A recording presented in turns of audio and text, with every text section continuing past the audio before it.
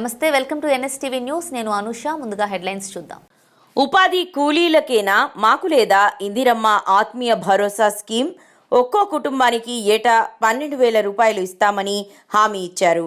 ఇప్పుడేమో ఉపాధి హామీ కూలీలకు మాత్రమే ఇస్తారని ప్రచారం జరుగుతుంది.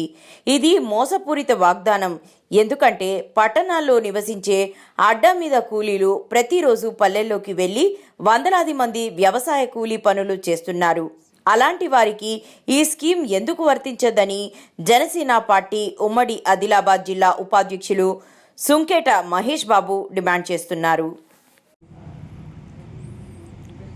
ఇందిరమ్మ ఆత్మీయ భరోసా ఏదైతే స్కీము, ఈ స్కీమ్ ద్వారా కేవలం కాంగ్రెస్ ప్రభుత్వం వాగ్దానాలకు మాత్రమే పరిమితమైంది.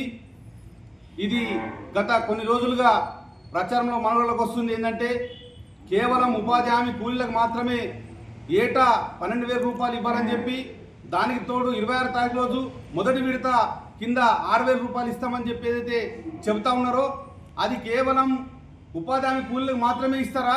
మిగతా సంబంధించినటువంటి అడ్డ మీద కూలీలకు, పట్టణాలు నివసించేటటువంటి కూలీలకు, నగరాల్లో నివసించేటువంటి కూలీలకు అందరికీ కూడా ఈ స్కీమ్ వర్తించదా అని చెప్పి జనసేన పార్టీకి మేము డిమాండ్ చేస్తూ ఉన్నాము.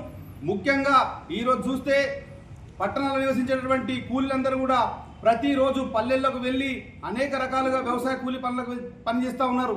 కానీ వారికి మాత్రం ఈ స్కీము వర్తించట్లేదు. కేవలం ఉపాధి హామీ పథకంలో ఉన్నటువంటి వాళ్లకు 20 రోజులు పని చేసిన తర్వాత ఉన్నటువంటి వాళ్ళకి ఇస్తామని చెప్పడం అనేటువంటిది చాలా దుర్మార్గమైన విషయం. ఎందుకనంటే గత కొన్ని రోజులుగా ఈ కాంగ్రెస్ ప్రభుత్వం ఏర్పడిన తర్వాత అనేక వాగ్దానాలు చేసిరు, కానీ ఏది కూడా సక్రమంగా నిర్వహించట్లేదు.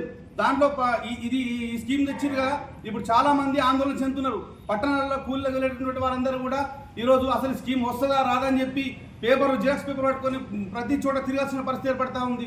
మరి ఈ వెంటనే ఈ సంబంధించినటువంటి స్కీమ్ ఏదైతే ఉందో దీన్ని పట్టణాల్లో నివసించేటటువంటి కూలీలందరికీ కూడా ప్రణాళిక పద్ధతి ద్వారా తయారు చేసి వాళ్ళకు కూడా ఈ స్కీమ్ కింద ప్రతి కుటుంబానికి కూడా 12,000 రూపాయలు వచ్చే విధంగా ప్రణాళిక తయారు చేసి వాళ్ళకు కూడా వచ్చే విధంగా చేయాలని చెప్పి కూడా మేము ఇతర కోరుతా ఉన్నాం. లేని ఏడల ఖచ్చితంగా కూలీలను పెద్ద ఎత్తున ప్రతిరోజు కూలీలు 1000 నుండి 2,000 మంది కూలీలు వలస వెళ్ళే పరిస్థితి పడతా ఉంది. వాళ్ళందరితో పాటు పెద్ద ఎత్తున పోరాటం చేయడానికి సిద్ధంగా ఉన్నామని చెప్పి తెలియజేస్తా ఉన్నాం.